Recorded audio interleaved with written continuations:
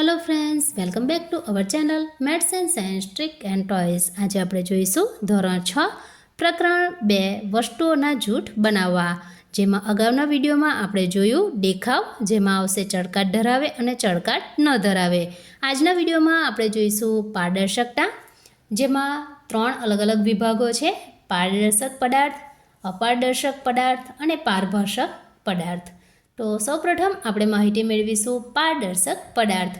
જે પદાર્થોની આરપાર વસ્તુઓને સ્પષ્ટપણે જોઈ શકાય તેને પારદર્શક પદાર્થ કહેવાય છે।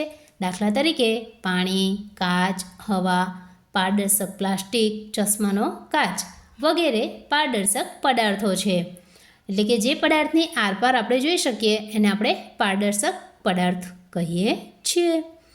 હવે જોઈશું અપારદર્શક પદાર્થ। જે પદાર્થોની આરપાર વસ્તુઓને બિલકુલ જોઈ શકાતી નથી તેમને અપારદર્શક પદાર્થ તરીકે ઓળખવામાં આવે છે।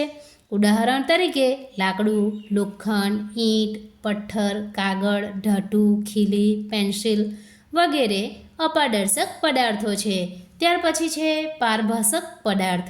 જે પદાર્થની આરપાર વસ્તુઓને જોઈ શકાય પણ સ્પષ્ટ નહીં તેમને પારભાષક પદાર્થ તરીકે ઓળખવામાં આવે છે। એટલે કે આપણે વસ્તુને તો જોઈ શકીએ છીએ પરંતુ સ્પષ્ટ જોઈ શકતા નથી, તો તેવા પદાર્થને પારભાષક પદાર્થ તરીકે ઓળખવામાં આવે છે। ઉદાહરણ તરીકે દૂધિયો કાચ, તેલિયો કાગળ, ધુમ્મસ અને ડહોળું પાણી। તો આજના વિડીયોમાં આપણે જોયું પારદર્શકતામાં પારદર્શક પદાર્થ, અપારદર્શક પદાર્થ અને પારભાષક પદાર્થ।